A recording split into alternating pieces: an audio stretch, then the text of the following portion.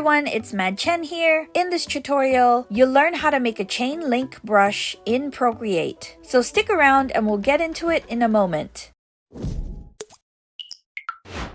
Welcome back. You'll need a 2048 by 2048 pixel canvas. If you're interested, I have a tutorial on how to create canvases, which you can access through the link above and also in the description below. Let's go to the brush library up here and select the monoline brush under the calligraphy category. Next, let's open layers and tap on the background color layer. Choose pure black for the canvas. Next, choose pure white for our brush. For this example, I'll draw a rectangle shaped chain. However, feel free to choose any shape that you'd like. If you'd like to know how to get perfect shapes in Procreate, you can click on the link above, and I'll also have links in the description below. After our shape, I'll draw our chain link like so. If necessary, tap on the transform tool and use the nodes to make your image as large as the square canvas like so.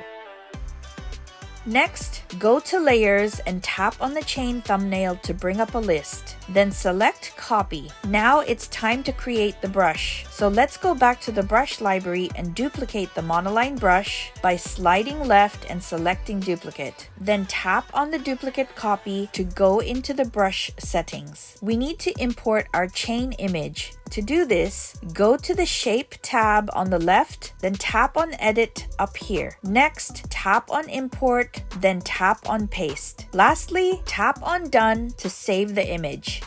On this page, scroll down and rotate this to 90 degrees. Then scroll up and slide rotation to follow stroke.